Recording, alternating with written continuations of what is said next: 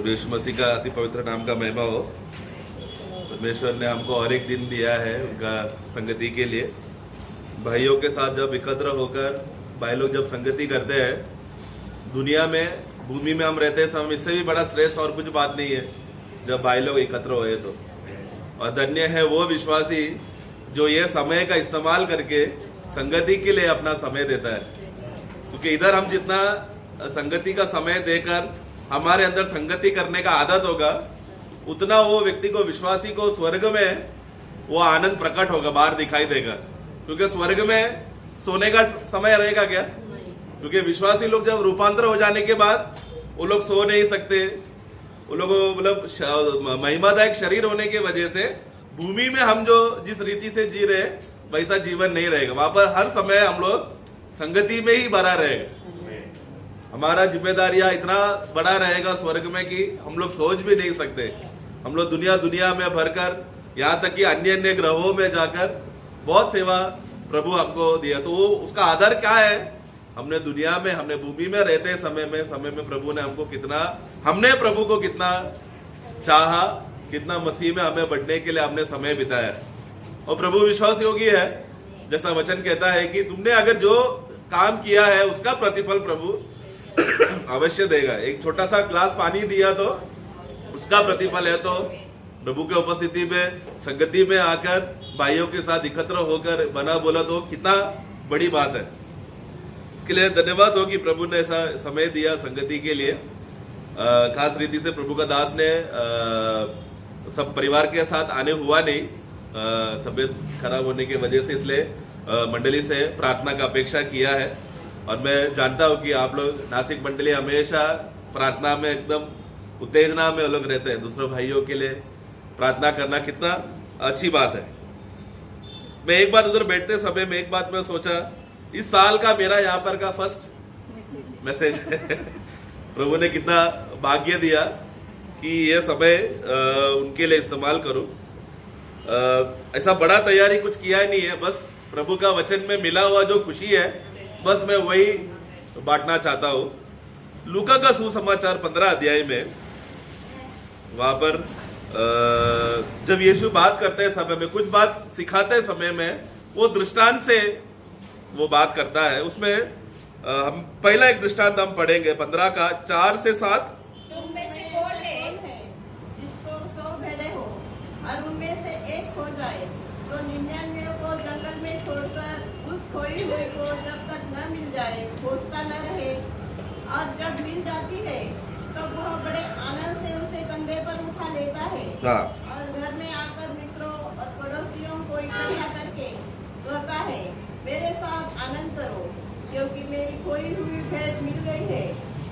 मैं तुमसे कहता हूँ कि इस रीति से एक मन फिराने वाले पापी के विषय में भी स्वर्ग में इतना ही आनंद होगा जितना कि 99 ऐसे धर्मियों के विषय में नहीं होता जिन्हें मन फिराने की आवश्यकता नहीं। वाक्य 9। और जब मिल जाता है तो वह अपनी सखियों और पड़ोसियों को इकट्ठा करके कहती है, मेरे साथ आनंद करो क्योंकि मेरा खोया हुआ सिक्का मिल गया है। हाँ, उसके बाद 31 और 32, 31, 32। उसने उसे कहा, पुत्र तू सर्वदा मेरे साथ है और जो कुछ मेरा है वह सब तेरा ही है, परंतु अब आनंद करना और मगन होना चाहिए क्योंकि यह तेरा भाई मर गया था फिर जी गया है, खो गया था अब मिल गया है। आमीन। तीनों दृष्टांतों में एक बात, कॉमन बात हम देखते हैं कि वहां पर एक उत्साह वहां पर हो रहा है, एक आनंद मनाया जा रहा है, एक पर्व मनाया जा रहा है। और वो पर्व कौन बना रहा है? जिसको कुछ मिल गया, जिसको मिला वो पर्व मना रहा है। जो खोया हुआ व्यक्ति है वो नहीं पर्व मना रहा, लेकिन जो व्यक्ति पा लिया वो वहां पर आनंद मना। मैं सोचने लगा, प्रभु ये तो आपका आनंद है।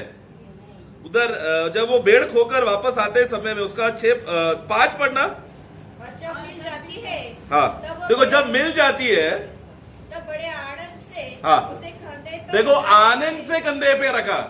अरे मिल गया अभी वापस मुझे सर दर्द देगा, ऐसा नहीं बोला, लेकिन उसने आनंद से कंधे पे रख के वापस झुंड में लेकर आ रहा है। और फिर अपने मित्रों को पड़ोसियों को बुलाकर कहता है जो आनंद मुझे मिलने का टाइम मिला ना, उसी आनंद में चलो आओ हम सब लोग साथ में आनंद मनाते हैं। ये किसका आनंद है? ये प्रभु यीशु मसीह का। भेड़ हम जानते हैं, चरवाहा वहां पर कौन है? प्रभु यीशु मसीह है, भेड़ हम लोग हैं। प्रभु जब हमको पाया तो प्रभु को एक खुशी मिला, वो खुशी वो पर्व प्रभु बाकियों के साथ बांट रहा है। यही हमारा क्या, हमारा मनोभावना, हमारा जब एकत्र होते हैं समय में हमारा आनंद हमारा खुद का आनंद है या प्रभु यीशु मसीह का आनंद से हम आए हैं? ये हमें फर्क हमें बहुत जानना बहुत जरूरी है, नहीं तो एक बहुत बड़ा धोखा होगा। मनुष्य का आनंद क्या होता है? एक धोखा देने वाला आनंद है। हम लोग उदाहरण के लिए मत्ती का सुसमाचार 13 अध्याय बीज बोने का दृष्टांत में उसका हम लोग डायरेक्ट अर्थ में जाएंगे। उसका 20-21 और जो पथरीली भूमि पर बोया गया वह यह है जो वचन सुनकर तुरंत आनंद के साथ मान लेता है। हाँ देखो, ये लोग ने भी क्या किया, सुनने वाले लोग आनंद से सुना, परंतु पर अपने में जड़ न रखने के कारण हाँ। वह थोड़े ही दिन का है। हाँ। और जब वचन के कारण क्लेश या उपद्रव होता है हाँ। तो तुरंत ठोकर खाता है। हाँ, वचन के निमित्त यानी यीशु मसीह के निमित्त। ये लोग किसके बारे में सुनकर खुशी मनाया? पहला यीशु के बारे में, वचन के बारे में सुना तो उनको आनंद तो हुआ, परंतु जड़ नहीं डाला। यानी कि वचन जब हम लोग स्वीकारते समय में वचन के अंदर एक खुशी आता है, वो तो स्वाभाविक रीति से सबको आएगा। वो शारीरिक विश्वासी हो या अच्छा आत्मिक विश्वासी हो, दोनों को वचन सुनने से आनंद आएगा। लेकिन विश्वासी आत्मिक विश्वासियों की खासियत क्या है? वो लोग तुरंत उस आनंद में जड़ पकड़ेगा। प्रभु का आनंद में जड़ उनका गहराई में जाएगा। अगर नहीं गया तो मसीह निमित्त वचन निमित्त क्लेश आया तो ठोकर खाएंगे। आज विश्वासियों को, कितना विश्वासियों का आपको अनुभव रहेगा जब आप लोग सुसमाचार बोलते समय में विश्वासियों के बीच में हम लोग जब वचन लेकर उनके पास जाते हैं, भाई देखो वचन में ऐसा लिखा है, हमें ऐसा करना चाहिए, बोले तो उनको गुस्सा आता है। सुधारने के लिए उनको मन नहीं होता। क्यों? तो पहला सुनने का टाइम उनको खुशी था, लेकिन वो वचन से जब सुधारने का वक्त आया तो वो लोग नाराज हो गए, दुखी हो गए। वो लोग ठोकर का है, ये ऐसा थोड़ी है, ऐसा नहीं कर सकता, ऐसा चलता है, बहाना देते हैं। दुख की बात है ना। लेकिन वचन क्या कहता है हमें? क्योंकि उन्होंने जड़ किस बात पर उन लोग ने खुशी मनाया?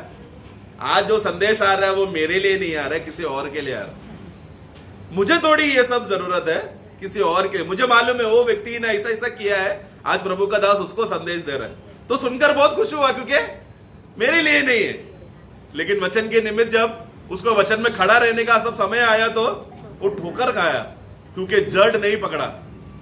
सुना हुआ वचन पे अगर हम जड़ नहीं पकड़ेंगे तो बहुत जल्दी हम लोग ठोकर खाएंगे। उसी तरह यहां पर जब प्रभु ने हमको, उन्होंने हमें दलदल से उठाकर हमें बचाकर, नाज से उठाकर हमें बचाकर स्वर्गीय राज्य में विषय में लेकर आया करके, जब ये विचार को जब हम सोचते समय में उसको, उसमें सबसे पहला आनंद प्रभु को आया है।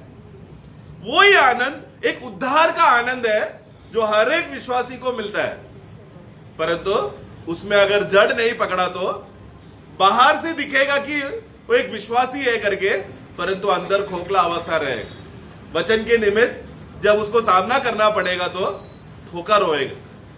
और ठोकर करने वाला ठोकर हुआ विश्वासी को, जिस विश्वासी को वचन निमित्त ठोकर अगर आ जाता है तो वो ज्यादा समय प्रभु में रहने नहीं हो पाता, उसको मंडली में रुकने नहीं हो पाएगा, उसको आत्मिक जीवन बिताने नहीं हो पाएगा। ये बहुत दुख का अवस्था है। इसके लिए वचन हमें क्या करता है? वचन जब हम पढ़ते समय में, वचन की उपस्थिति में हम समर्पण करते समय में, ये वचन मेरे लिए लिखा है और मेरे उद्धार के लिए है, मेरे लिए लाभदायक के लिए, मेरा आत्मिक उन्नति के लिए है। ये बोध में हम वचन पढ़ रहे हैं।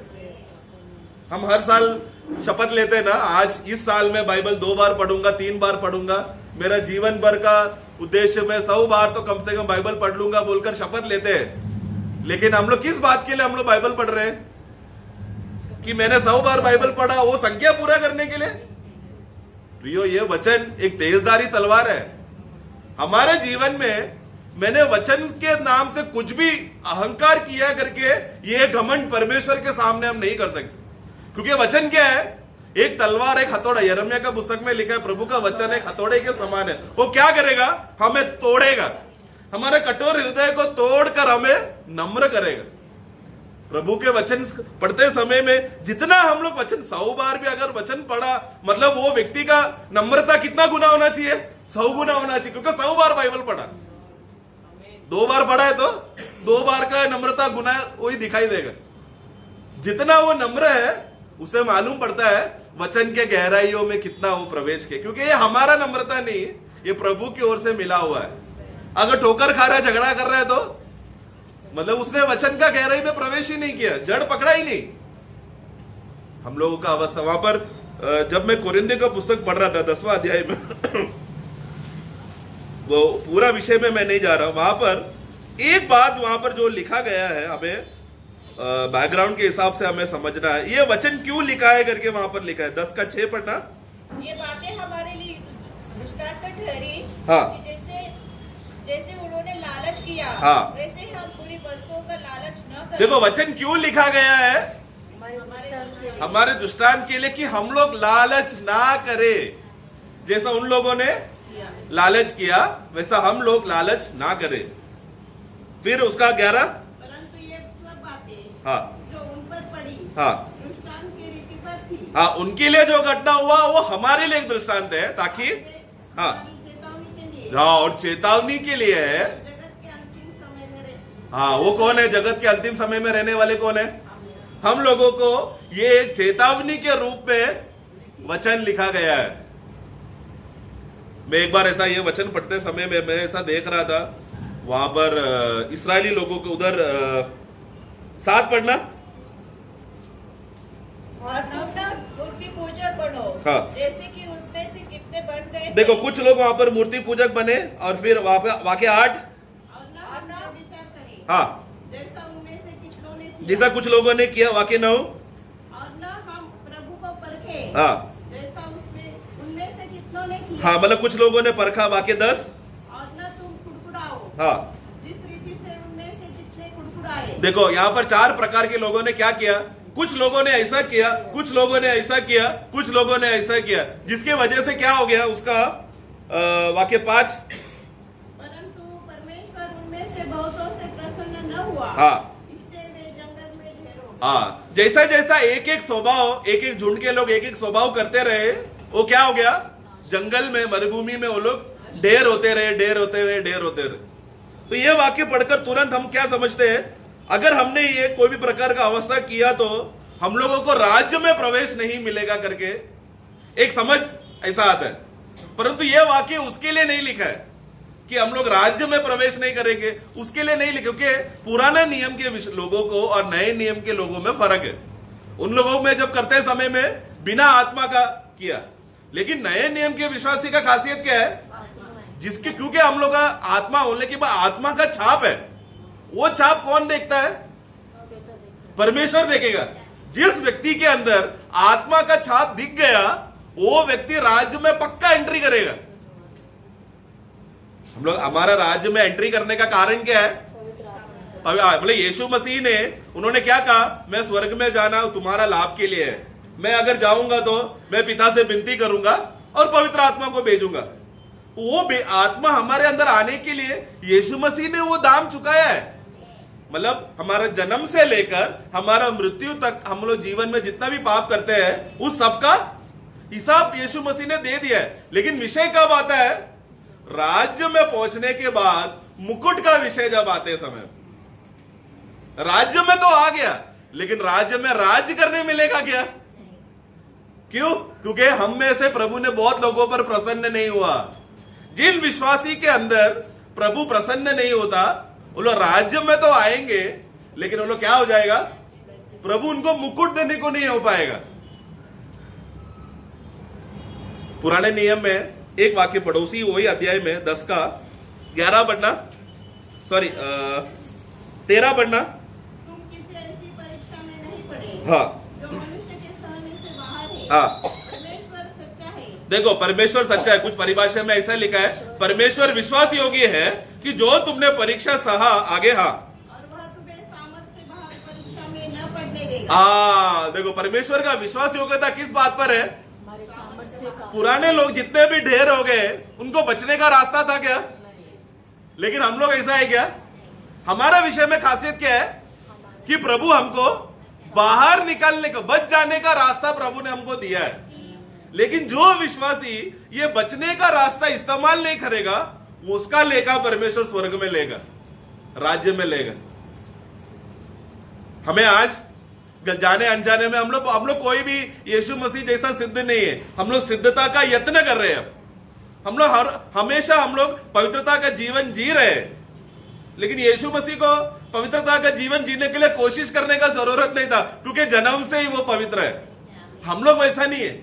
मसीह का जीवन आने के बाद फिर मृत्यु तक हम लोग क्या कर रहे हैं? पवित्र आत्मा का नियंत्रण में हम लोग, क्योंकि कभी भी हम लोग शारीरिक हो सकते हैं, कभी भी हम लोग गिर सकते हैं। हम लोग क्या कर रहे हैं? यत्न कर रहे हैं। एक संघर्ष हमारे अंदर हो रहा है। पौलुस क्या कहा रोमियो का 7 में, मेरे अंदर भला करने का इच्छा तो रहता है, लेकिन पाप की वजह से क्या हो गया? मेरा कमजोर निर्बल शरीर की वजह से वो पूर्ण रीति से नहीं हो पा रहा। पर यीशु वैसा नहीं था। यीशु के अंदर पाप नहीं है। पाप क्या है वो नहीं जानता था, वो कभी पाप कर ही नहीं सकता था। ऐसा महान शरीर है। एक दिन हर एक विश्वासी को वैसा महान शरीर मिलने वाला है। लेकिन आज जब तक यीशु मसीह नहीं आ रहा, हम क्या कर रहे हैं?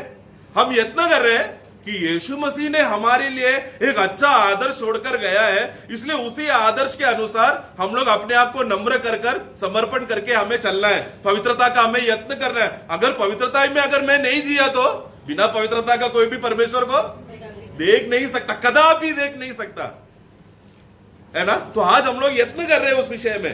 प्रभु आप हमें सहायता करना, क्योंकि अगर आपका मदद नहीं है तो मैं कितना भी पवित्रता के लिए जीने का कोशिश करूं, मैं नहीं जी सकता। लेकिन वचन क्या कहता है? परमेश्वर विश्वास योग्य है। हमारे जीवन में जो भी संकट, जो भी क्लेश, जो भी तकलीफ, जो भी बीमारी, कुछ भी आए, हमें उसे, अंग्रेजी में लिखा है एस्केप होने, बच निकलने के लिए एक रास्ता प्रभु ने तैयार करके रखा। हाँ, वो विकास, मतलब हम लोग बच सकते हैं कि ऐसा अवस्था है प्रभु ने हमको दिया है, पुराने नियम को नहीं दिया। मैं सोच रहा था, मूसा राज्य में, कनान देश में प्रवेश किया गया, क्या गलती था मूसा का? एक ही गलती उसने किया। मूसा जैसा भक्त बोला तो वो 6 लाख लोगों में कोई नहीं है, क्योंकि वो बाकी सब 6 लाख मूसा को देखते थे, आदर्श मानते थे। उधर ही लिखा है ना, उन लोग बपतिस्मा लेकर किससे जुड़ गए? वाक्य 2, और सबने बादल में और समुद्र में मूसा का बपतिस्मा लिया। हाँ, मतलब मूसा के साथ जुड़ गया करके वैसा, मतलब मूसा एक आदर्श था उनके लिए। परंतु मूसा का एक ही गलती था, उसको बाहर निकलने का रास्ता प्रभु दिया नहीं। लेकिन तो हम लोग को लगेगा मूसा अभी राज्य में नहीं, अभी क्या? परंतु यही मूसा को पिता परमेश्वर रूपांतर पर्वत में इस्तेमाल किया कि नहीं, है कि नहीं? तो यहां पर राज्य में प्रवेश करने का विषय नहीं है। प्रवेश तो हम नए जन्म पाए हुए लोग सब करेंगे। हम लोग यूहन्ना का सुसमाचार 3 अध्याय 5 में निकोदिमुस को प्रभु क्या कहता है? यीशु ने उत्तर दिया, हाँ, मैं तुझसे सच-सच कहता हूँ, हाँ, जब तक कोई मनुष्य हाँ, जल और आत्मा से न जन्मे, हाँ, तो वह परमेश्वर के राज्य में प्रवेश नहीं कर सकता। कोई मनुष्य मतलब कौन लोग? कोई भी मनुष्य क्यों ना हो, अगर हर एक मनुष्य, मतलब कोई भी क्यों ना हो, कोई भी जाति का, कोई भी भाषा का हो, कोई भी विषय का हो, नया जन्म हुआ तो क्या होगा? राज्य में प्रवेश करेगा। लेकिन राज्य में प्रवेश करने के बाद क्या? वो जब जीते समय में वो जो पवित्रता में जो जिया है, वो उसका प्रतिफल का कारण है। मतलब उसको प्रतिफल क्यों मिल रहा है? क्योंकि जब तक जितना समय उसको पृथ्वी पर मिला, उसने क्या किया? मसीह के लिए जिया। आज हम लोग गीत गाया तो उसका आखिरी पंक्ति में कौन सा गीत था? पंक्ति ऐसा लिखा था कि अभी मैं सुसमाचार के लिए मैं जी रहा हूं। हमारा उद्देश्य क्या है? अभी मैं जिधर भी जाऊंगा मेरा प्रभु जी उठा, ये बात का गवाही देने के लिए मैं जा रहा हूं। ये हमें, अगर आज हमको ये करने मौका मिला है लेकिन नहीं कर रहे तो राज्य में गया, आ गया कैसा भी, लेकिन क्या होगा? प्रतिफल उसको नहीं मिलेगा। कितना दुख की बात है ना, राज्य में आ गया लेकिन प्रतिफल उसको, प्रभु के पास प्रतिफल नहीं है देने के लिए बोला तो। और प्रभु विश्वास योग्य है, मतलब उनमें न्याय करते समय में पश्चाताप करके नहीं न्याय करेगा वो, जैसा वो विश्वासी जिया वैसा उसको प्रतिफल है। लेकिन आज हमको जितना समय मिलता है वो समय हमें अपने आप को नम्र कर कर आत्मा का नियंत्रण में बना रहा तो उसका प्रतिफल है। पहला मैं शुरुआत में बोला ना, पानी दिया तो प्रतिफल है, लेकिन आत्मा में देना चाहिए। मार्ता का जैसा कुड़कुड़ा कर देगा तो प्रभु ने क्या बोला, हे मार्ता तू बहुत संघर्ष कर रही है, तू मैं उसके लिए इसके लिए आया क्या घर में कि तेरे हाथ से मैं पानी पीऊं या तेरे हाथ से खाना खाऊं, उसके लिए मैं आया हूं क्या? नहीं, मरियम का जैसा एक ही बात उसने चुना है। वो क्या किया, तुरंत वचन के सामने आकर झुक गई, वचन के सामने आकर समर्पण किया। वो तो हमारा काबिलता है, वचन बोलने से पहले हमने कितना खाना तैयारी करके रखा है वो अलग बात, लेकिन वचन के समय में खाना तैयार करने गया तो उसका प्रतिफल नहीं। वो डिफरेंस अगर समझेंगे नहीं ना, नुकसान बहुत हो जाएगा। अभी दास तो आ गया घर पे, लेकिन अभी दास को क्या दो, टेंशन में आ गए, विजिटिंग करने आ गया, क्या देंगे दास को? प्रियो दास क्यों आया घर में? वचन देने। हम क्या सोच रहे हैं, दास को हम शरीर में क्या देंगे? दास क्या सोच रहा है, मैं आत्मा में क्या इनको दूंगा? किसको प्रतिफल मिलेगा? क्यों? क्योंकि वो आत्मिक बातें सोच रहा है। लेकिन दास आते हैं समय में पहला हम लोग आत्मिक पाते हैं, फिर दास को रोक के रख के पानी देंगे बोला तो, मतलब वचन सुनने का भी प्रतिफल मिलेगा और पानी देने का भी प्रतिफल, दो प्रतिफल। दास को एक ही प्रतिफल मिल रहा है वचन देने का, लेकिन सुनने वाला व्यक्ति को वचन सुना, उसका आत्मा से सुना, आत्मा से सुना उसका प्रतिफल, और जाने से पहले पानी भी दे दिया आत्मा में। कितना धन्य अवस्था है ना। अभी दास घर में आया तो मजा है ना, अभी ऐसा कभी सोचा नहीं होगा ना। प्रियो प्रभु हमारे लिए जो भी करता है ना, हमारा फायदे के लिए करता है, लेकिन अगर आत्मा में अगर हमको लाभ उठाने नहीं होगा, वहां पर विषय आता है। तो अभी हमने लूका में जो दृष्टांत हमने पढ़ा, यहां पर विषय उस विषय पर है कि प्रभु ने हमारे जीवन में जो परिस्थिति यहां पर दिया है उसका हम कैसे लाभ उठाते हैं। सबसे पहले बात हम लोग है ना, उसका बैकग्राउंड समझते हैं। वो 15 अध्याय में यीशु जब किसी को भी पापी करके बोलेगा, उसका मतलब क्या है? वो हम जैसे जो अन्य जाति पापी है वैसा पापी नहीं है। समझ, हम लोग किसी को पापी बोलते तो मतलब क्या है? हाँ, मतलब वो उसका अंतिम स्थान नरक पक्का है। लेकिन यीशु जब पापी किसी को बोला, यीशु जब जिंदा था तभी की बात कर रहा हूं, 3.5 साल जब यीशु चारों सुसमाचार में जब सेवा कर रहा था, उस समय में जहां पर भी बाइबल पापी पापी करके जिक्र किया है उसको हमें समझ, जैसा पापनी स्त्री हुआ, जो पाप कर घोड़े के बीमारी के लोग उनको भी पापी बोलते हैं, जो टैक्स कलेक्टर चुंगी लेने वाले लोग उनको भी पापी बोलते हैं। मतलब ये लोग कौन है? रास्ते से भटके हुए लोग हैं। हमारे जो हम पापी मतलब क्या? नरक में जाने वाले पापी हमारा, क्योंकि हम लोग अन्य जाति है, हम लोगों को पहले से ही व्यवस्था नहीं है। एफेसों का पुस्तक 2 अध्याय में क्या लिखा है हमारे बारे में? उसका 2:12 तुम लोग उस समय मसीह से अलग और इस्राएल की प्रजा, उसका 11-12 पढ़ना, सॉरी 11-12। इस कारण स्मरण करो, देखो स्मरण करो, एफएसी लोगों को पौलुस क्या बोल रहा है, तो स्मरण करो कि तुम जो शारीरिक रीति से अन्य जाति हो, हाँ। और जो लोग शरीर में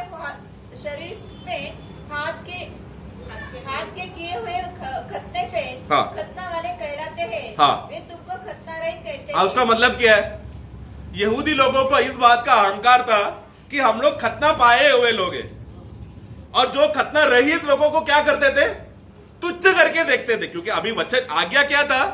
तो एक यहूदी अपना यहूदी जीवन कब शुरू करेगा? खतना के द्वारा। खतना उसका क्या चिन्ह है कि आज से मैं प्रभु के लिए अलगवाई से जीने के लिए शुरुआत हो चुका है। उसका नए नियम का चिन्ह है पानी का बपतिस्मा।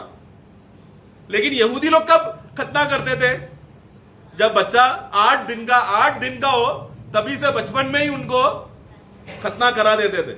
यहूदी लोगों का रिवाज था कि बच्चा जन्म लेने के बाद 8वां लड़का रहा तो 8वां दिन वो बच्चे का ही खतना करा, क्योंकि वो लोग क्या विश्वास कर रहे हैं कि मेरा बेटा अगर जब बड़ा होएगा वो यहोवा परमेश्वर के लिए जिएगा, उतना विश्वास में लोग करते थे। अब लड़का बेटा आगे जाकर जो जिंदगी जी रहा है वो उसका मर्जी होगा, लेकिन माँ बाप क्या अपेक्षा करते हैं कि ये परमेश्वर के लिए एक सेवक बनेगा, यहोवा के लिए सेवा करेगा बोलकर उस तरह का समर्पण करते हैं। तो उनको बचपन से खतना करने का मतलब वो जो पवित्रता का जो जिम्मेदारी है वो जबरदस्ती ठोका डाला गया है उनमें। हमारा वैसा नहीं है, हम लोग आत्मा में विवश होकर करते हैं। हम लोग पवित्रता का जीवन जबरदस्ती कैसे कर रहे हैं क्या? जबरदस्ती से कर रहे हैं तो मतलब वो व्यक्ति अभी भी व्यवस्था में है। इसलिए मैंने पूछा, हम लोग ये संगति में आते समय में मसीह का संगति से आए हैं या व्यक्ति का संगति से आए, खुशी से आए? अगर प्रभु का खुशी से आए हैं तो वो आत्मा का खुशी है, लेकिन व्यक्तिगत का खुशी है तो क्या दिखाने के लिए आ रहे? आज मैं मंडली में आया, मैंने हाजिरी दिखाया, बस मैं अच्छा विश्वासी हूं। मतलब वो कुछ व्यवस्था पालन कर रहा है। प्रभु को व्यवस्था पालन करने वाले लोग नहीं चाहिए, प्रभु को मसीह में जीने वाले लोग चाहिए। हम लोग कौन है? मसीह ने हमारे लिए व्यवस्था का पालन पूरा कर लिया है। अब वो मसीह को हमारे अंदर जीने देना ही है सच्चा पवित्रता ही। वो समझा? सच्चा पवित्रता ही क्या है? मसीह को मेरे जीवन में जीने के लिए अनुमति देना। वो आत्मा का नियंत्रण में होने वाली बात है। वो सिर्फ नया जन्म के लोगों में होता है। जिसका नया जन्म नहीं हुआ उनको नहीं हो पाएगा ये बात। जो जबरदस्ती करके संघर्ष करके अगर मतलब जो कुछ करना पड़ेगा बोलकर आत्मा का शांति में अगर वो नहीं है तो बहुत तकलीफ होगा उनको मसीह जीवन जीने के लिए। लेकिन प्रभु ने हमको एकदम विश्राम में प्रभु ने हमको बुलाया है। मतलब तुम लोग आत्मिक जीवन कैसे जी रहे हो? आत्मा का नियंत्रण, जबरदस्ती करना है वैसा नहीं। पौलुस कहता है, पौलुस जब एक एक मंडलियों में जाता था जबरदस्ती नहीं जाता था, प्रभु का प्रेम उसको विवश करके जाता था। मैं कैसा भी तुम लोगों के लिए बताऊं कि मसीह कैसा आप लोगों के लिए जिया, वैसा मसीह का मृत्यु को भी मैं भी लेकर घूम रहा हूं। मैं नहीं बल्कि मसीह मुझ में जी रहा हूं। मैं जो भी कर रहा हूं वो मैं नहीं कर रहा, मसीह का अनुग्रह मुझ में कर रहा है। ये पौलुस का शब्द था। मेरे लिए मरना लाभ है। मैं मर गया तो अब भी मैं प्रभु के साथ रहेगा, लेकिन मैं अभी जी रहा हूं तुम लोगों के लिए, ताकि तुम लोग भी कैसे भी करके मसीह में और बढ़ सके। फिलिपियों का पुस्तक में पौलुस का प्रार्थना था, वो पौलुस का बहुत बड़ा वो आग्रह यही था कि मेरे मर जाते हैं कि तो अब भी मैं प्रभु को देखकर मैं फिर सदा प्रभु के साथ है। लेकिन प्रभु का दिल में टेंशन है फिलिपियों मंडली के में। वही टेंशन किसके अंदर आया? पौलुस के अंदर। मतलब पौलुस और प्रभु एक हो गए। ऐसे ही है ना, हम लोग जब एक दूसरे भाइयों को देखते समय में प्रभु हमारे लिए जैसा विचार करता है वैसा हम दूसरे भाइयों के लिए विचार करते हैं क्या? नहीं हो रहा ना। हम वो एक उसका कारण है। इसमें हम आते हैं लूका में, हम लोग रोमियो का पुस्तक 15 अध्याय। जब एक विश्वासी बाइबल पढ़ते ही वो बाइबल आत्मा में पढ़ने वाला विश्वासी देखो क्या करेगा। वो 15:4 जितने बातें पहले से लिखी गई हाँ वे हमारी शिक्षा के लिए लिखी गई है हाँ कि हम धीरज और पवित्र शास्त्र के प्रोत्साहन द्वारा हाँ आशा रखें। हाँ आगे 5 और 6 भी। धीरज और शांति का दाता हाँ परमेश्वर तुम्हें ये वरदान दे हाँ कि मसीह यीशु के अनुसार हाँ आपस में एक मन रहो। हाँ ये कब होगा? आपस में एक मन रहो और एक मन हाँ और एक स्वर में हाँ हमारे प्रभु यीशु मसीह के पिता परमेश्वर की स्तुति करो। हाँ इसका आधार कब मिलेगा हमें? जब हम लोग वचन में एक होते हैं। वचन हम लोग क्यों पढ़ रहे हैं? वचन पढ़ने का कारण बाइबल हमको क्यों लिख कर दिया है? हमारा समझ के लिए, हमारे शिक्षण के लिए, कि हम लोग आशा से भर जाए। वो क्या, वो जब तक आशा पूरा नहीं होता तब तक हम क्या कर रहे हैं? एक दूसरे के साथ एक मन होकर एक स्वर में हम लोग प्रभु का महिमा कर रहे हैं। क्योंकि प्रभु आएगा फिर स्वर्ग में जाएंगे, तब तक भूमि में क्या कर रहे हैं? एक मन रहकर, एक आत्मा में रहकर भाइयों के साथ हम लोग रह रहे हैं। बाइबल पढ़ते समय में दूसरा भाइयों के लिए अगर प्रेम नहीं हो रहा है तो ऐसा बाइबल पढ़ के क्या फायदा? क्योंकि दुनिया में बहुत से बुद्धिमान लोग हैं बाइबल पढ़ते हैं, और वो लोग बाइबल पढ़कर परमेश्वर के नास्तिक लोग बाइबल क्यों पढ़ते वाले वे? बाइबल में गलती निकालने के लिए। उन लोग को परमेश्वर से गुस्सा है, इसके लिए बाइबल पढ़ रहे हैं, और उद्धार मिल रहा नहीं है और नरक में जा रहा है। क्या फायदा ऐसा बाइबल पढ़ के? विश्वासी लोग क्यों बाइबल पढ़ रहे हैं? आज प्रभु का दास ने ऐसा वचन बोला ना, उनके खिलाफ अभी मैं एक वचन निकालता हूं। मंडली में ऐसा हुआ ना, अब वो भाई के खिलाफ मैं देखो मैं क्या करता हूं। बाइबल को लोग क्या कर रहे हैं? तलवार लेकर या हथियार बनाकर दूसरे भाइयों को गिराने का कोशिश कर रहे हैं। ऐसा नहीं होना चाहिए प्रेम। बाइबल हम लेते समय में मुझे मसीह का प्रेम मेरे अंदर भरकर, फिर वो प्रेम में दूसरे को मैं बांट रहा हूं। वो भाई जब मेरे वचन सुनता है तो वो वचन से प्रेम भरकर एक दूसरे को प्रोत्साहन कर रहे हैं, एक मन हो रहे, एक चित्त हो रहे, और इकट्ठा होकर आते समय में हम क्या कर रहे हैं? एक अंग्रेजी बाइबल में लिखा है कि तुम लोग एक ही मुंह है, आराधना में एक ही मुंह है।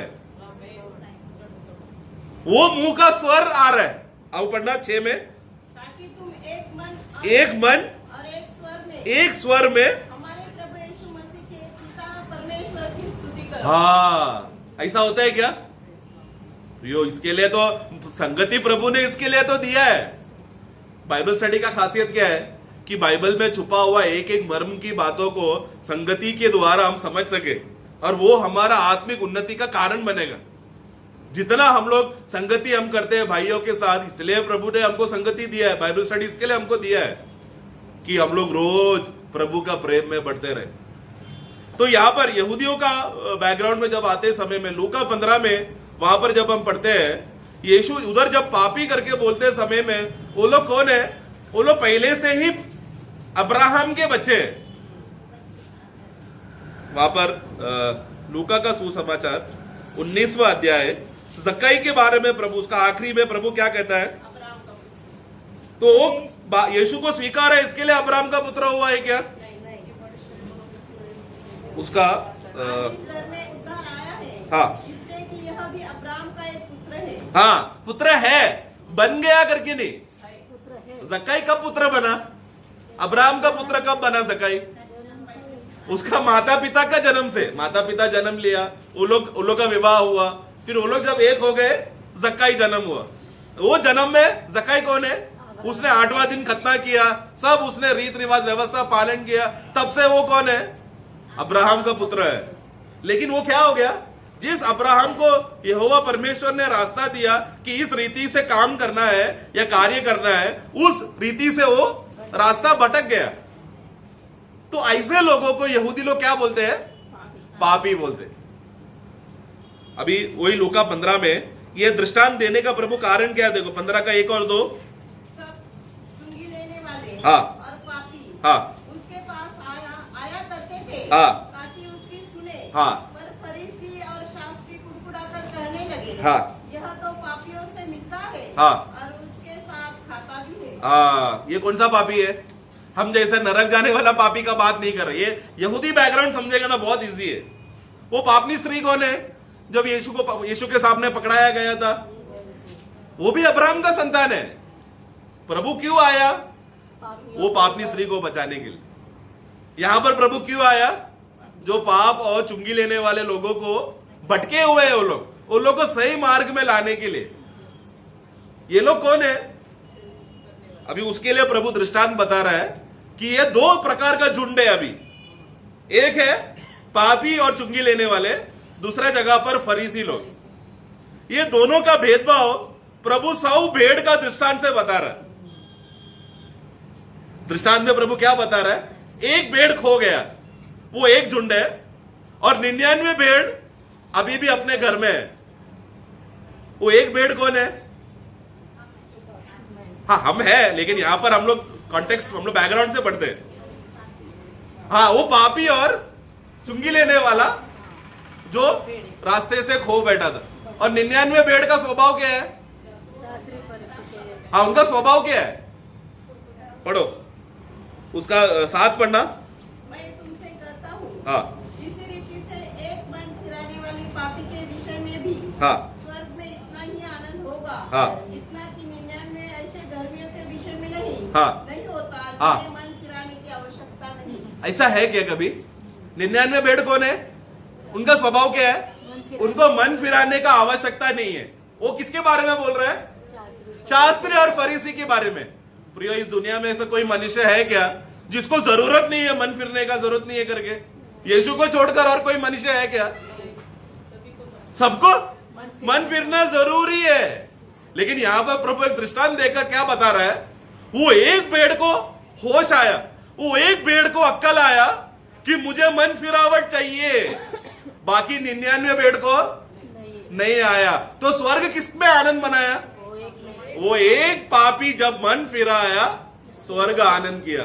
वो 99 भेड़ जिसको मन फिराने का, हम वो लोग क्या बोल रहे हैं? एक बार पापी और चुंगी लेने वाला प्रार्थना करने गया ना, फरीसी क्या बोल रहा है? प्रभु मैं इसके समान नहीं हूं, मैं दिन में 2 बार उपवास करता हूं, मैं सारा व्यवस्था पालन करता हूं, सब बचपन से करते आ रहा हूं, मैं ये सामने दिखने वाला पापी नहीं। लेकिन पापी कैसा प्रार्थना किया? वो स्वर्ग में भी देखने उसको हो रहा नहीं था, छाती पीट पीट कर बोल रहा है मैं पापी हूं, परमेश्वर मुझ पर दया कर, है ना? प्रभु क्या बोलता है? वो व्यक्ति धर्मी ठहराया गया जो बोला कि मैं पापी हूं, प्रभु ने उसको प्रार्थना स्वीकारा। लेकिन जो फरीसी जो एकदम वचन उसको बयाट है, उसको कितने बार उसने व्यवस्था मालूम है, उसको फरीसी लोगों को कोई भी सवाल पूछो तुरंत व्यवस्था में ऐसा लिखा है बोलकर बाय हार्ट बताएगा। लेकिन इस तरह का ज्ञान का क्या फायदा अगर मन फिरावट नहीं है? तो हम लोग यहूदी का बैकग्राउंड समझ रहे हैं, मंडली का बैकग्राउंड, आत्मिक अर्थ में मैं आ रहा हूं। प्रभु ने क्या किया? जब वो खोया हुआ भेड़ को मिला तो क्यों आनंद किया? नहीं, उसको मन फिराया। वो भेड़ ने क्या किया? उधर वही लिखा है ना, देखो वो भेड़ को वापस किसने लाया? प्रभु ने लाया। लेकिन विषय वहां पर वो नहीं बोल रहा है, प्रभु वाकई साथ में क्या बोल रहा है? मैं तुमसे कहता हूँ हाँ कि इसी रीति से एक मन फिराने वाली पापी के विषय में भी हाँ, स्वर्ग में देखो एक मन फिराने वाला पापी के विषय, मतलब वो भेड़ जो रास्ता भटक गया था उसके बारे में बोल रहा है। उसके लिए स्वर्ग आनंद कर रहा है क्योंकि वो मन फिराने के लिए बाहर निकला हो। लेकिन बाकी 99 लोग क्यों उधर ही बैठे हैं? वो लोग क्या बोल रहे हैं? हमको मन फिरने का जरूरत नहीं है। ऐसे लोगों में प्रभु को दुख होता है। जो लोग ऐसा सोचते हैं कि मुझे मन फिरने का जरूरत नहीं है, स्वर्ग दुखी है उन लोगों के विषय में। लेकिन जो कहता है कि मुझे मन फिरना है करके बोला, तो मंडली में नए नियम के विश्वासी लोगों को कितने बार मन फिराना है और कब तक? रोज, मतलब ठीक है, कब तक? जब तक प्रभु नहीं आता तब तक क्या करना है? हमें मन फिराने का समर्पण में जीना है। मन फिराने वाला जो मन फिराएगा स्वर्ग आनंद करेगा, प्रभु आनंद कर, क्योंकि प्रभु क्या बोल रहा है? मैं एक मन फिराया हुआ व्यक्ति के साथ संगति कर रहा हूं। लेकिन जो मन फिराने का जरूरत नहीं है, प्रभु किधर था? प्रभु ने वो 99 भेड़ को छोड़कर एक भेड़ के पीछे गया। उसका मतलब क्या है? जिनको मन फिराने का जरूरत नहीं है उनको छोड़कर जो मन फिरने के लिए ढूंढ रहा है प्रभु को, उसके पास प्रभु गया। प्रियो, यह संदेश हमारे लिए है कि नहीं? अगर रोज जो व्यक्ति बाइबल पढ़कर मन फिरेगा, पश्चाताप करेगा कि प्रभु आपने क्रूस में मेरे लिए मरा, वो क्रूस में सबसे बड़ा पापी मैं हूं, मैं अकेला अगर ये दुनिया में पापी रहता तो भी तू मुझे बचाने आता था। रोज अगर हम लोग समर्पण करेगा तो एक अवर्णनीय आनंद हमको मिलेगा। क्यों? क्योंकि स्वर्ग आनंद कर रहा है, प्रभु का खुशी। और फिर क्या करेगा? प्रभु उत्साह बना रहा है, पर्व हो रहा है वहां पर, प्रभु का पर्व। वही हम हफ्ते का पहला दिन जब हम आते समय में, प्रभु मेज में जब हम आते हैं, वो हमारा आनंद नहीं है, प्रभु का आनंद है। वो मेज को जब देखते समय में, वो हमारा मेज नहीं है, प्रभु मेज है वो। हम नासिक मंडली क्या है? सिर्फ प्रतिबिंबित कर रहे हैं।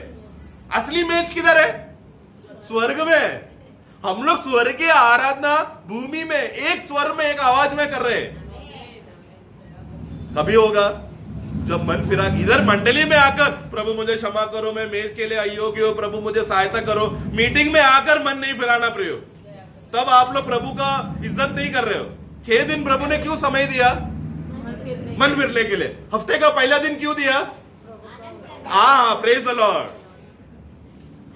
हफ्ते का पहला दिन क्या है? मन फिराने से भी बड़ा बात है आराधना और आनंद करने के लिए, पर्व मनाने के लिए।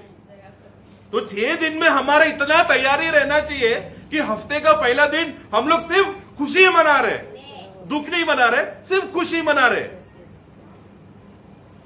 नहम्याह का पुस्तक में 8वां अध्याय में शायद, जब उन लोगों को प्रभु का वचन मिला, उसका 8 पढ़ना।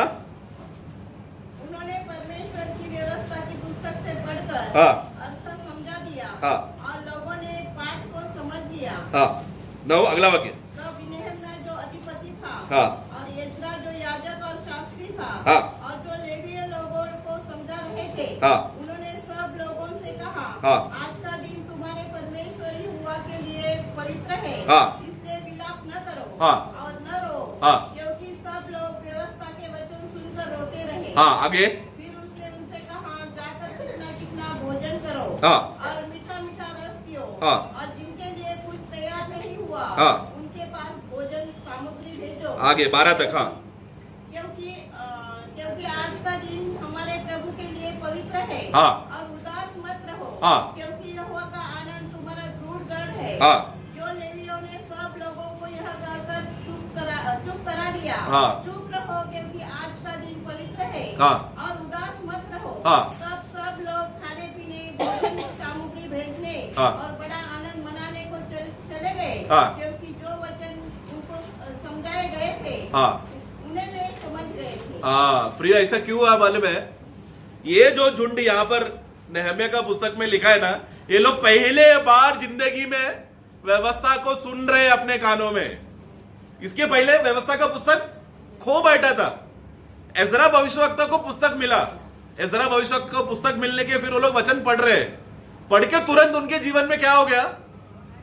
अरे प्रभु, इतना दिन से हम लोग जैसा पवित्र जीवन जीना चाहिए था वैसा हम लोग नहीं जी रहे बोलकर, वो सोचकर वो लोग रो रहे थे। अच्छी बात है ना? लेकिन पवित्र दिन में वो भी मना है। पवित्र दिन का खासियत क्या है? वो आनंद का दिन है। सिर्फ यीशु मसीह को महिमा करने का दिन है। हफ्ते का पहला दिन मैं पापी हूं, मैं रोगी हूं, मैं ऐसा हूं, मैं वैसा हूं बोलने का दिन नहीं है। यीशु तू महान है, यीशु तू योग्य है, यीशु तू पवित्र है, वो बोलने का दिन है पवित्र दिन। बाकी 6 दिन का क्या दिन है? प्रभु मैं अयोग्य हूं, मैं आपके उपस्थिति में आ नहीं सकता, मुझे क्षमा करना। मेज के सामने आकर हम ऐसा नहीं बोलना प्रियो। मेज के सामने आके क्या बोल रहे हैं? प्रभु यीशु धन्यवाद, आज का दिन मुझे दिया। प्रभु यीशु धन्यवाद, आज हम लोग इकट्ठा होकर आपका नाम पर आराधना कर सकते हैं।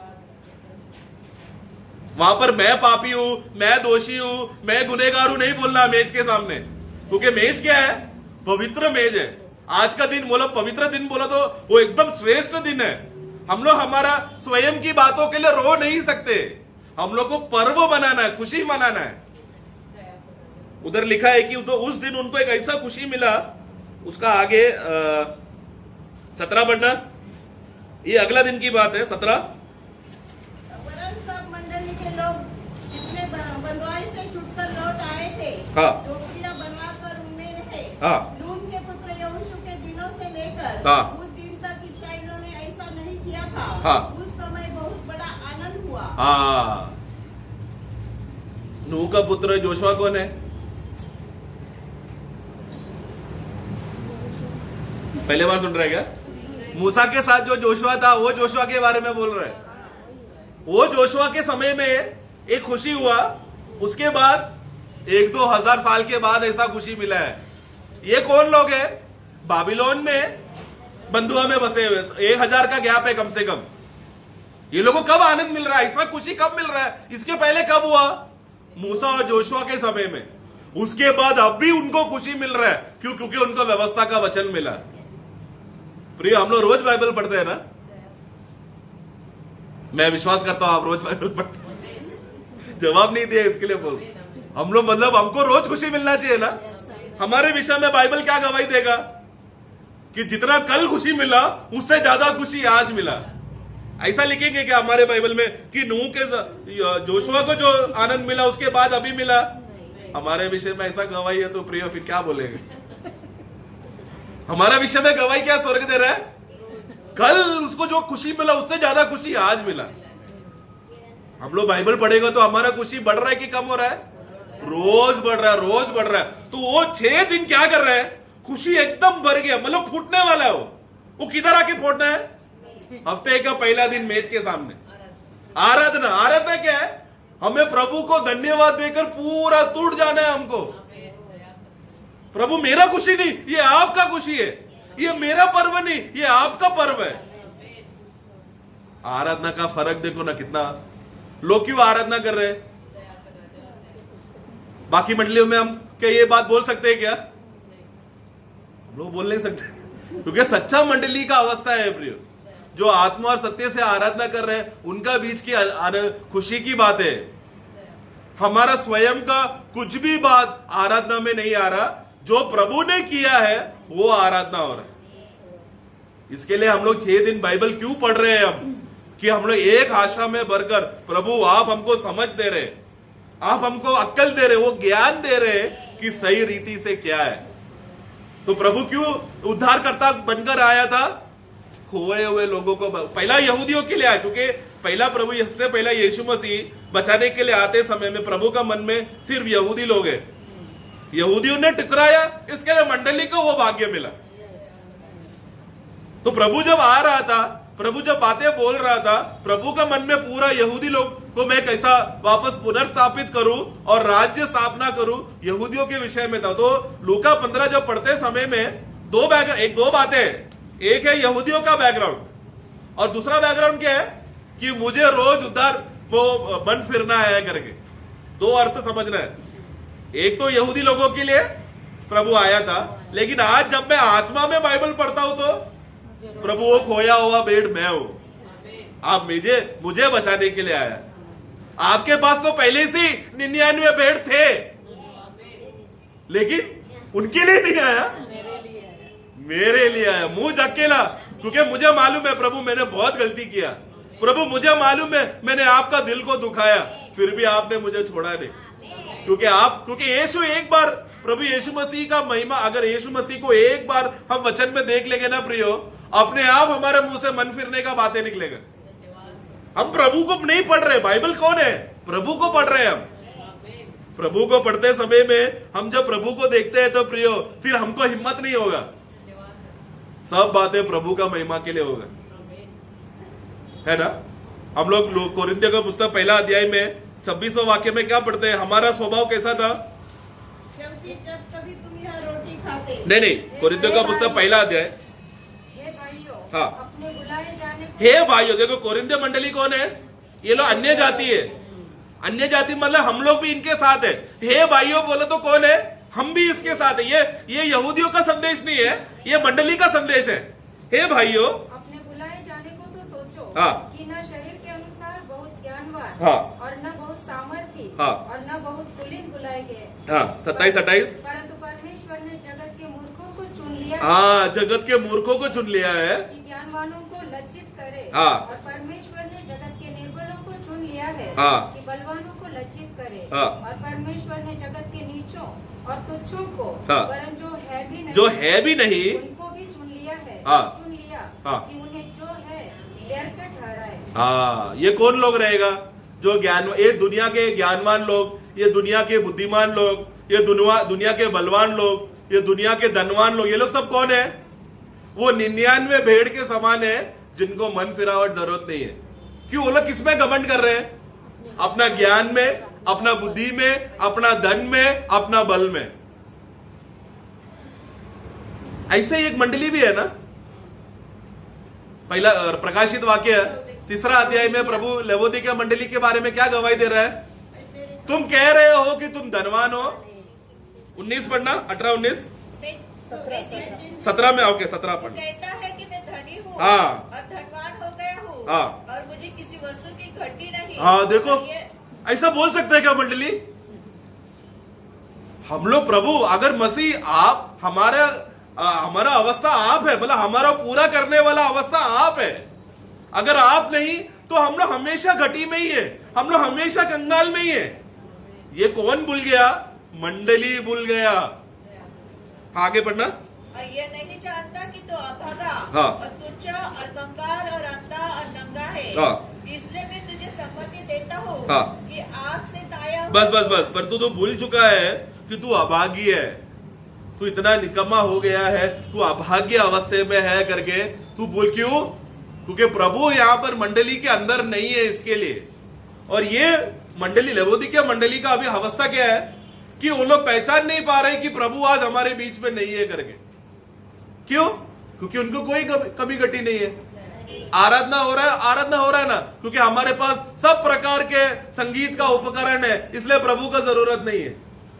हमारे मंडली में वर्शिप लीडर है, एक वर्शिप लीडर को कुछ हो गया तो दूसरा वर्शिप लीडर तैयार है गाना गाने के देने के लिए।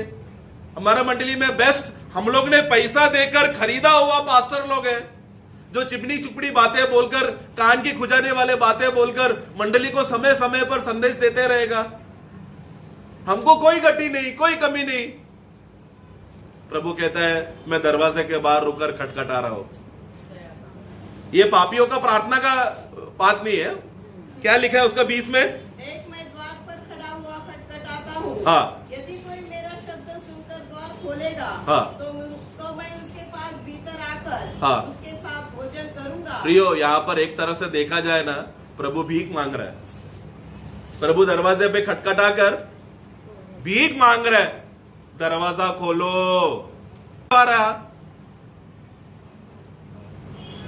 मतलब मेरा पाप के वजह से यीशु क्रूस में मरा, आज मेरा गलती के वजह से यीशु मंडली का दरवाजा में खटखटा रहा है।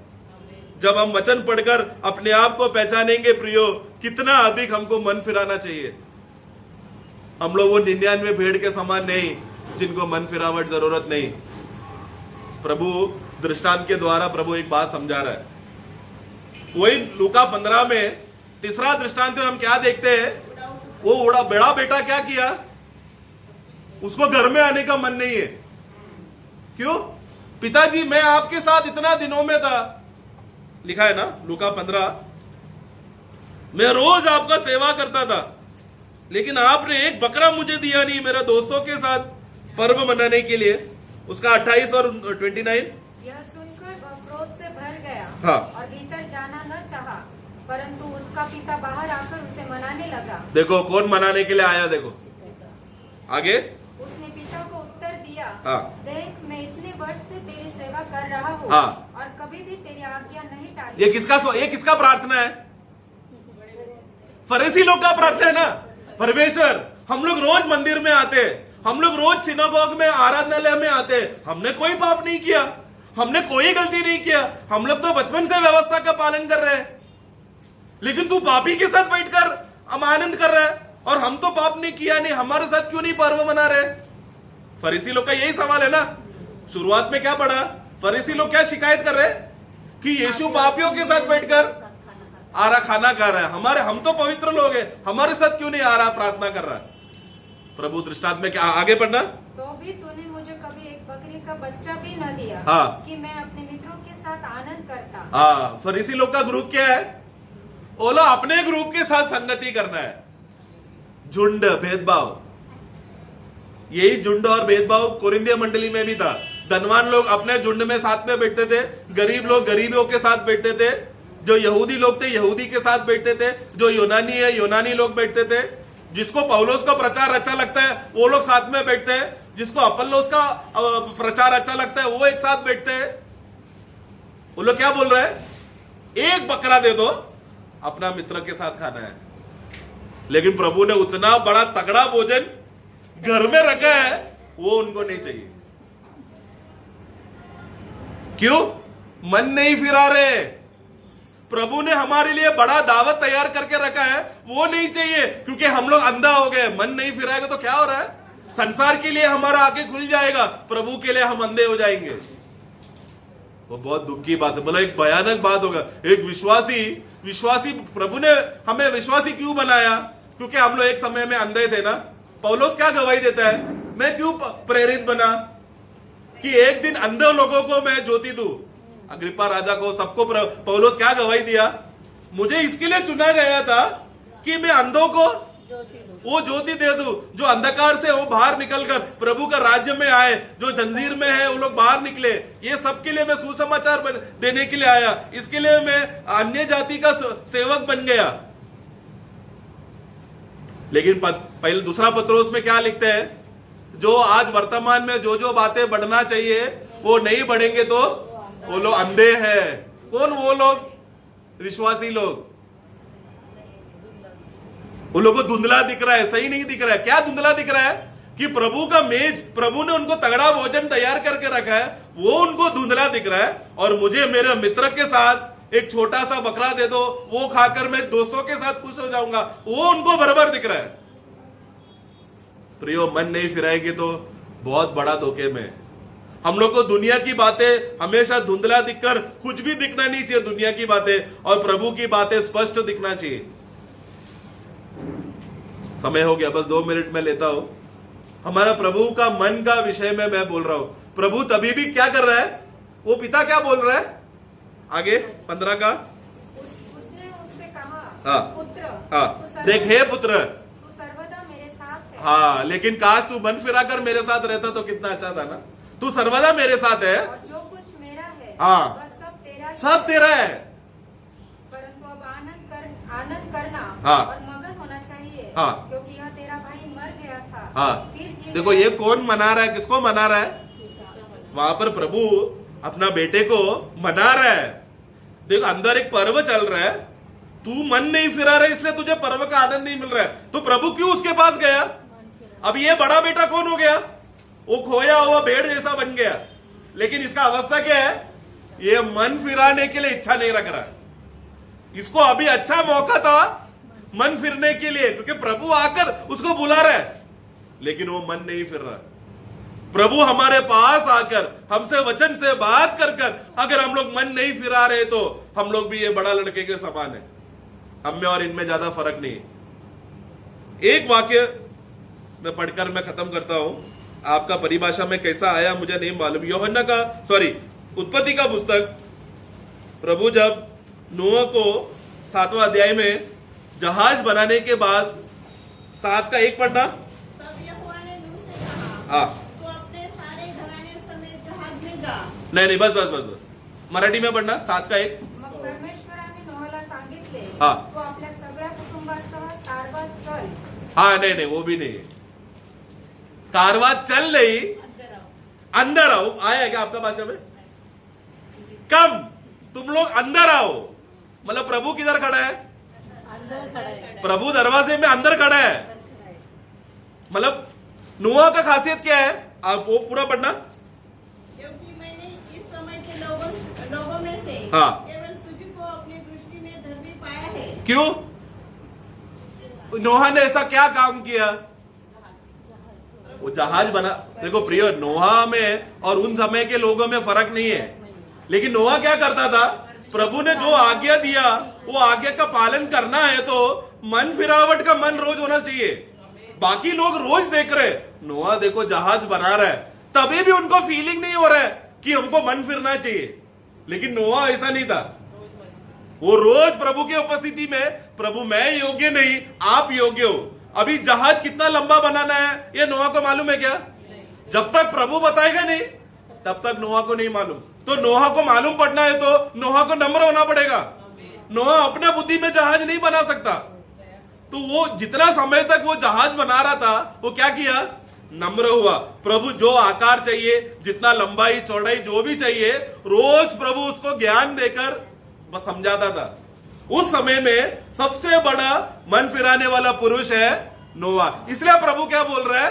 तू धर्मी पुरुष है, क्योंकि तुझे रास्ता क्या है समझ गया। बाकी लोगों ने मन नहीं फिराया, 99 भेड़ों के समान। हमको मन फिराने का, बारिश होएगा क्या? अभी तक बारिश हुआ नहीं है, तू क्या नोहा पागल का जैसा बोल रहा है बारिश होएगा? नोहा ने इतना साल तक ईमानदारी से काम करने के बाद भी प्रभु देखो क्या बोल रहा है। जब तक प्रभु नोहा को न्योता नहीं देगा तब तक नोहा भी अंदर जा नहीं सकता। उसका मतलब क्या है? नोहा अपने, मैंने जहाज बनाया प्रभु इसलिए मैं अंदर आऊंगा, ऐसा प्रशंसा कर सकता है क्या? उधर क्या लिखा है? नोहा और तू अपना परिवार आ अंदर।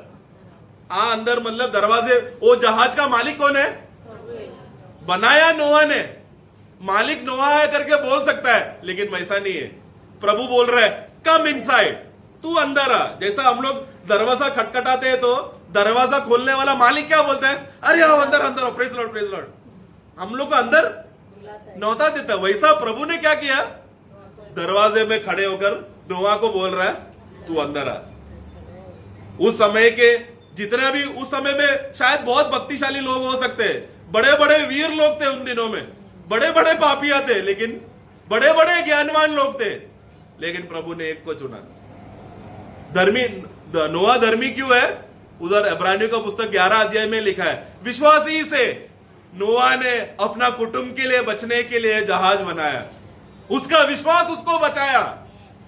नोआ कोई बड़ा आदमी है उसके लिए नहीं, वो हमेशा यहोवा परमेश्वर की ओर देखता था, प्रभु आप जैसा बोलेंगे मैं वैसा ही करूंगा, आप अगर दाया जाएगा बोलो तो मैं दाया जाऊंगा, बाया जाने बोलो तो मैं बाया जाऊंगा, आप जिधर हथौड़ा मारने बोलूंगा मैं उधर हथौड़ा मारूंगा। ये था नोआ का समर्पण। तो भी वो योग्य हुआ क्या जहाज में जाने के लिए? प्रभु क्या बोल रहा है, तू आ, तू अंदर आ। जब तक वो न्योता नहीं मिला तब तक। हमारा विषय कैसा है प्रियो, यीशु मसीह ने जब कलवरी क्रूस में हाथ फैलाकर बोला हे पिता सब कुछ पूरा हो गया, उसी क्षण में हम सबको न्योता मिल गया प्रियो। पवित्र आत्मा ने तुरंत आकर हमारे कान में क्या बोला, गवाही दिया, आज से तू परमेश्वर का पुत्र है, हमें न्योता मिल गया है। उसका सबूत क्या है, आत्मा का छाप।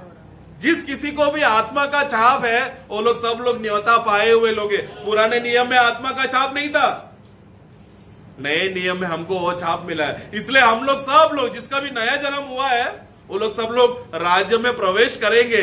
लेकिन प्रवेश करने के बाद क्या हम सबको मुकुट मिलेगा क्या? जो लोग आज पवित्र जीवन के लिए समर्पण नहीं किया है उनको मुकुट नहीं मिलेगा प्रिय।